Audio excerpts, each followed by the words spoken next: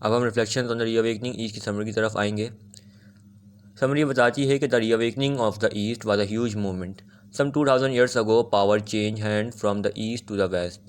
Throughout this period in the earliest history, the east dominated the world. Its supremacy was not only military but science, philosophy, poetry and the arts. All flourished in China and the Muslim world, whereas Europe was sunk in the dark ages. یہ بتاتے ہیں کہ مشرق کا دوبارہ بیدار ہونا ایک بہت بڑی تحریک تھی۔ اب جو کچھ 2000 پہلے ہوا تھا، اس پورے عرصے میں پاور مشرق کی مغرب طرف بدلتی گئی۔ جو ابتدائی دور تھا اس میں مشرق نے دنیا پر غلبہ حاصل کیا ہوا تھا۔ اب جو مشرق کی بالادستی تھی، جو پاور تھی، وہ صرف ملٹری یعنی فوجی نہیں تھی، فوج کے بل پہ نہیں تھی کہ اس نے بڑی اس نے فوجیں قائم کری ہوئی تھی جس کے بل پہ وہ اپنی بالادستی قائم رکھے، بلکہ جو مشرق تھا یعنی ایسٹ تھا، ادھر سائنس، فلاسفی، شاعری اور آرٹس چین اور مسلم دنیا میں پھیلا ہوا تھا۔ اور جہاں یورپ کی بات کریں تو یورپ ڈارک ایجز میں ڈوبا ہوا تھا۔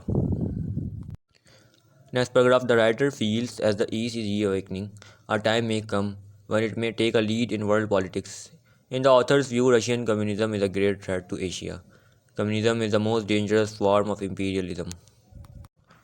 مصنف کو لگتا ہے جیسے ہی مشرق دوبارہ بیدار ہو رہا ہے، ایک وقت آ سکتا ہے جب یہ عالمی سیاست یعنی ورلڈ پالیٹکس میں اپنا حصہ ڈالے، یعنی مداخلت کرے۔ مصنف کے خیال میں رشیا کا جو کمیونزم ہے وہ ایشیا کے لیے بہت بڑا خطرہ ہے۔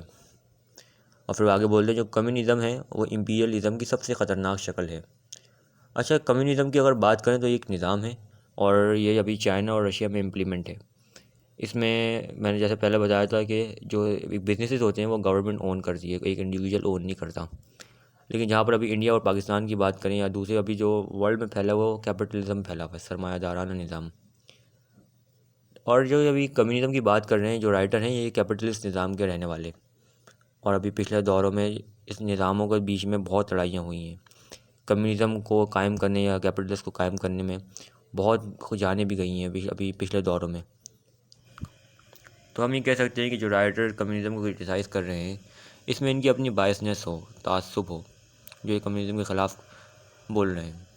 فی الحال جو ہمارا دین اسلام ہے وہ کمیونزم اور کیپٹلزم دونوں کے خلاف ہے،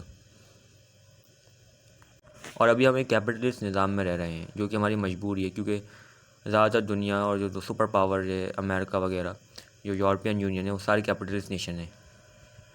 لیکن فی الحال رائٹر کے اوپینین میں یہ جو کمیونزم ہے وہ ایشیا کے لیے ایک بڑا تھریٹ ہے، بڑا خطرہ ہے۔ اب آگے، in order to face the danger the writer thinks that Asia should be industrialized. In his opinion, industrialization is a source of power and therefore it is necessary for progress. Science and machinery are necessary too for development and progress. But the writer advises Asia to use science for peaceful purpose and not to make weapons of war. اس خطرے کا سامنا کرنے کے لیے مصنف کا خیال ہے کہ ایشیا کو انڈسٹریلائز ہونا چاہیے۔ ان کی رائے میں انڈسٹریلائزیشن ایک طاقت کا ذریعہ ہے، لہٰذا یہ ترقی کے لیے بھی ضروری ہے۔ اب یہ بھی کہہ رہے ہیں کہ ترقی کے لیے سائنس بھی اور مشینری بھی ضروری ہے، لیکن اب مصنف ایشیا کو یہ رائے بھی دے رہے ہیں، یہ مشورہ بھی دے رہے ہیں کہ وہ سائنس کو پرامن مقاصد کے لیے استعمال کریں، نہ کہ جنگ کے ہتھیار بنائیں۔ Another thing that can save Asia from communism is its own traditional culture. So Asia should take pains to preserve their own culture, while the good features of the Western civilization may also be adopted. اب آگے یہ کہہ رہے ہیں ایک اور چیز ہے جو ایشیا کو کمیونزم سے بچا سکتی ہے، وہ اس کی اپنی روایتی ثقافت ہے۔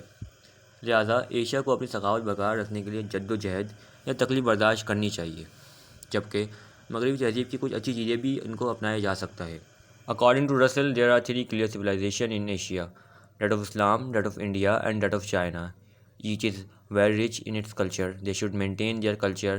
There should be no attempt at cultural uniformity. Science and machinery are necessary for progress, but not at the cost of traditional culture, as was done in Europe.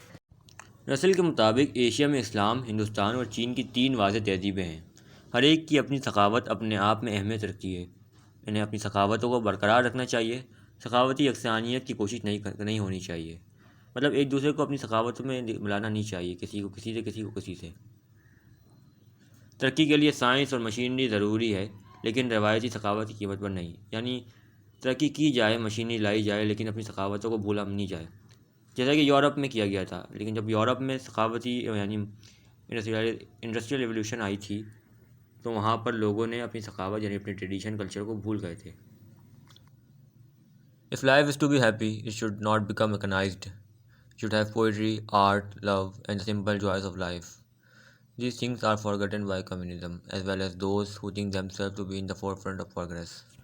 اگر زندگی میں خوش رہنا ہے تو اسے پورا میکنائز نہیں ہونا چاہیے. اس میں شاعری، فن، محبت اور زندگی کی سادہ خوشیاں ہونی چاہیے. پھر آگے دوبارہ کمیونزم کو کرٹیسائز کرتے ہیں اور بولتے ہیں یہ چیزیں کمیونزم میں بھلا دی گئیں اور ان لوگوں کے ہاتھوں میں بھلا دی گئی جو اپنے آپ کو ترقی کی راہ میں بہت آگے سمجھتے ہیں. The writer feels that Asia will be able to preserve its independence because the world is divided into two hostile camps, but Asia should not copy the mistakes of the West. مصنف کو لگتا ہے کہ Asia اپنی آزادی کو برقرار رکھنے کے قابل ہو جائے گا کیونکہ دنیا کو دو مختلف کیمپوں میں تقسیم کیا گیا ہے، لیکن ایشیا کو مغرب کی غلطیوں کو دوبارہ دہرانا نہیں چاہیے. The West achieved its present position of progress because of science, but all this development which should have added to human happiness has been defeated because of one fatal fault: the love of power over other human beings. The writer's advice to Asia is that it should not use power for conquering weaker nations. It should learn to have mutual self-respect. ادھر یہ کہہ رہے ہیں کہ جو مغرب نے اپنی کرنٹ پوزیشن حاصل کری ہے وہ سائنس کی وجہ سے حاصل کی ہے، لیکن یہ ساری ترقی جو انسانوں کی خوشی میں اضافہ کرنا چاہیے تھا جس کو، وہ صرف ایک غلطی کی وجہ سے، ایک مہلک غلطی کی وجہ سے اس کو شکست کا سامنا کرنا پڑا.